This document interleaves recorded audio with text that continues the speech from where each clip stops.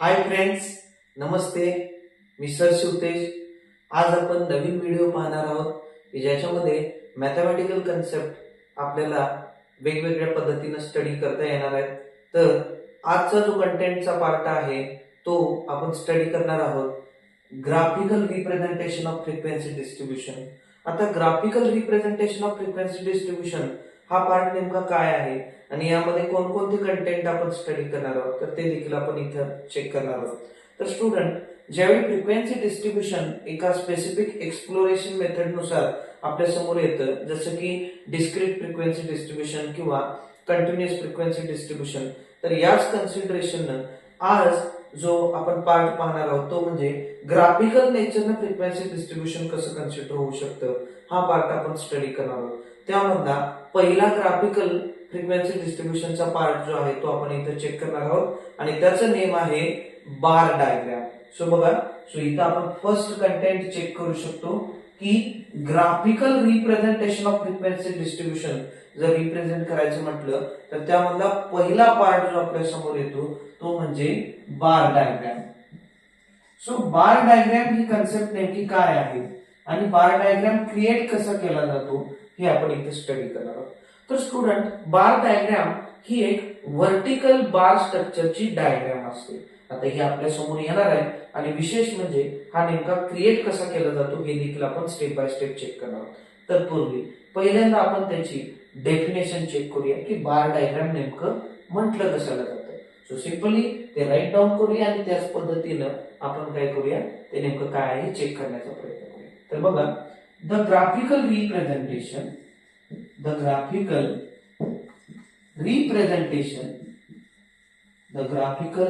representation of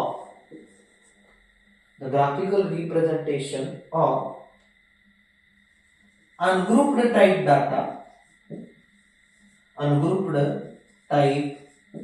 data with its specific frequency or outcomes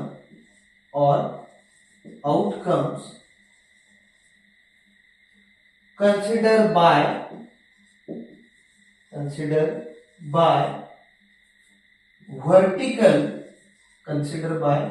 vertical bar structure. It means that some boxes type vertical type bar structure is known as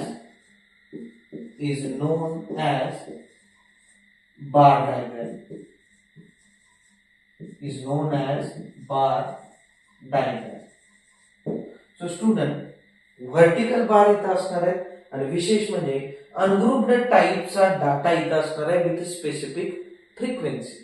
मग जर एखादं graphical representation represent होत असेल ungrouped टाईपच्या डाटामध्ये की ज्याची frequency काहीतरी असते आणि ते व्हर्टिकल बार स्ट्रक्चर मध्ये रिप्रेझेंट होत असेल तर त्याला आपण म्हणतो bar diagram. Okay, no problem. आता आपण काय करणार आहोत याचं एक स्पेसिफिक एक्झाम्पल चेक करणार आहोत की बार डायग्राम हे नेमकं काय आहे हे आपल्याला लगेच समजेल. सो बघा, आपण इथे एक चेक करूया की इथं अनग्रुप्ड टाईपचं डाटा स्ट्रक्चर आपण चेक करूया की ते नेमकं कशा पद्धतीचं असेल. सो फॉर एक्झाम्पली आपण इथे कन्सिडरेशन घेणार आहोत की for एक्झाम्पली consider the data.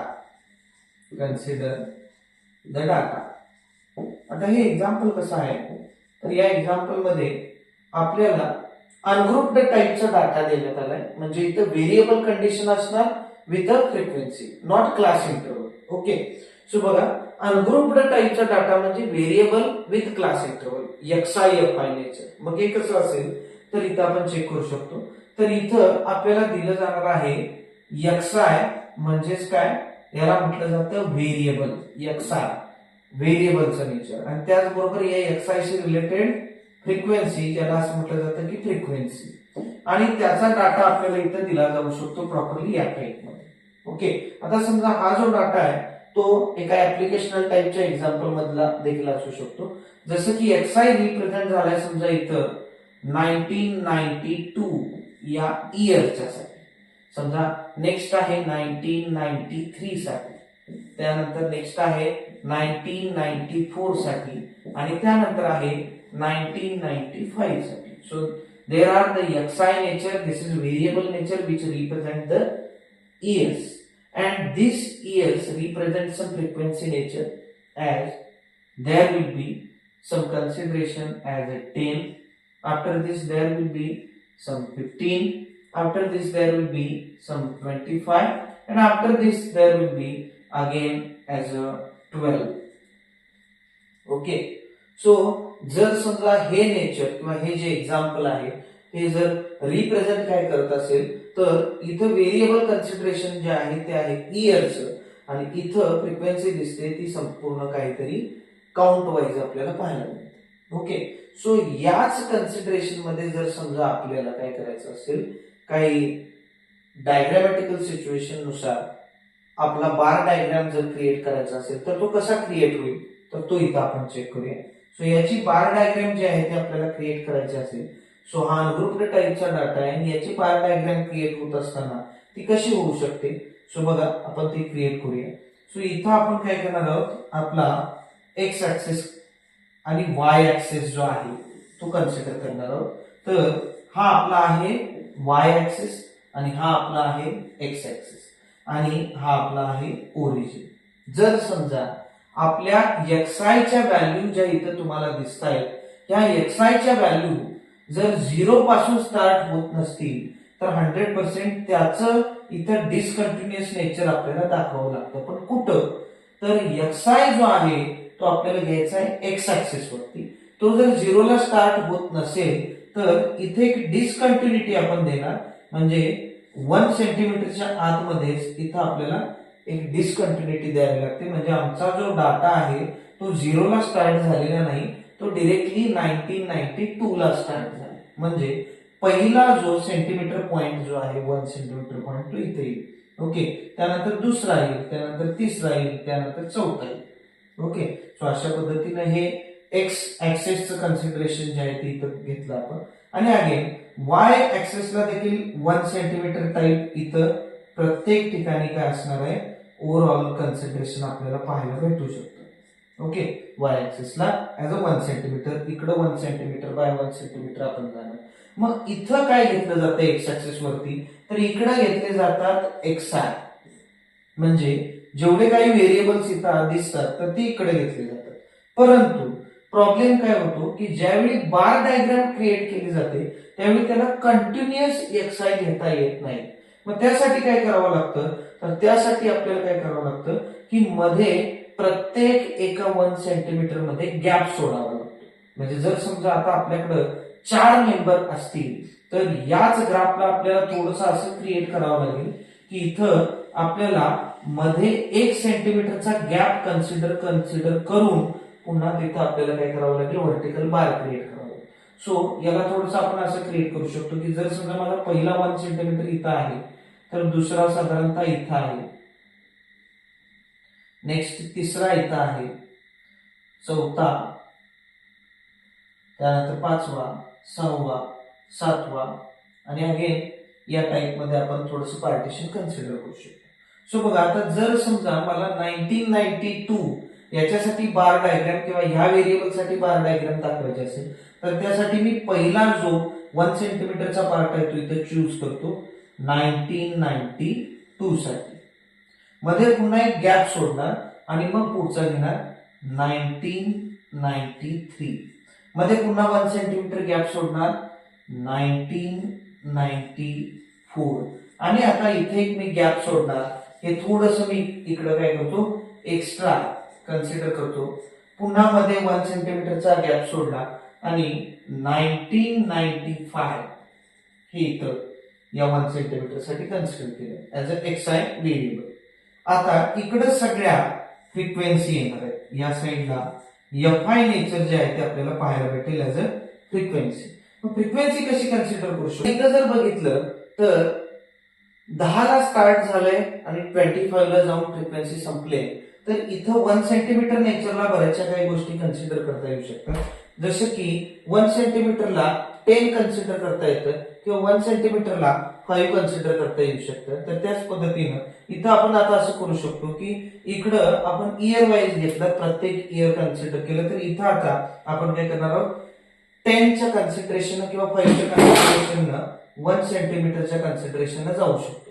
Okay, तर बघा इथं आपल्याला काय करता येईल की हा पहिला 1 सेंटीमीटर पॉईंट जो आहे तो 5 घेतला, तर सेकंड जो आहे तो 10 येईल, त्यानंतर 11 येऊ शकतो, सॉरी 11 नाही, 10 नंतर 15 येईल, त्यानंतर 15 नंतर 20, 20 नंतर 25, लास्ट याचा 30 देखील घेऊ शकतो. ओके, सो म्हणजे वाय ऍक्सिसला 5 to 30 ऍज अ प्रत्येक ठिकाणी 5 unit 5 unit 5 unit 5 unit 5 unit 5 unit असा गॅप कन्सिडर करत आपण मॅपिंग घेतलं.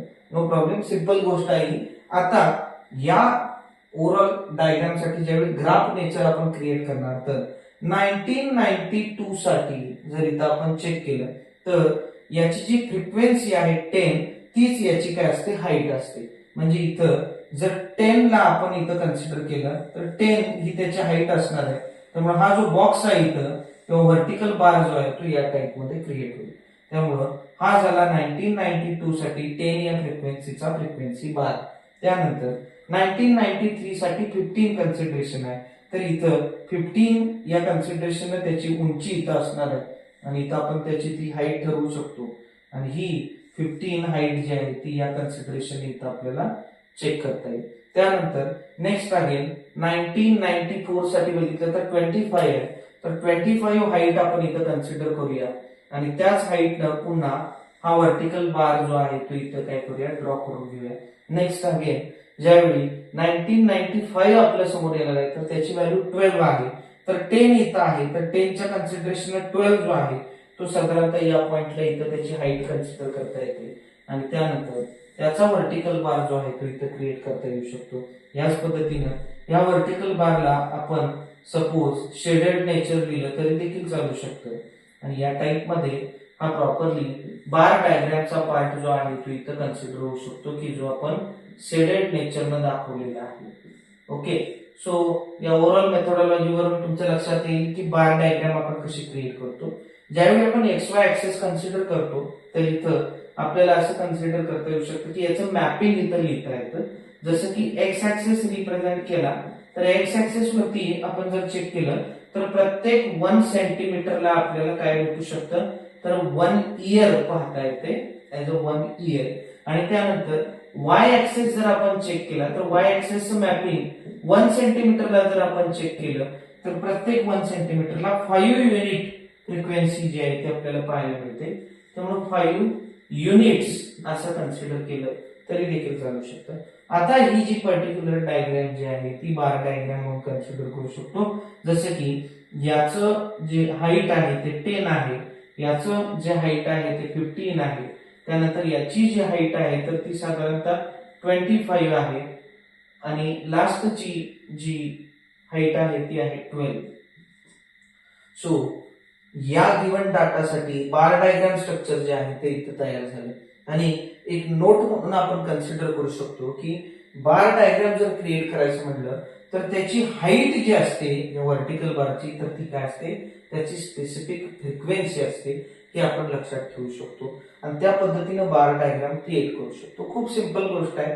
आपण त्याला अगदी थोडंसं व्यवस्थित चेक करण्याचा प्रयत्न केला की एखादी बार डायग्राम क्रिएट करायची असेल तर आपल्याला अनग्रुप्ड टाईपचा म्हणजे व्हेरिएबल विथ फ्रिक्वेन्सी असा डाटा असायला पाहिजे, ज्याला आपण असं म्हणू शकतो की XI FI नेचरचा डाटा असेल.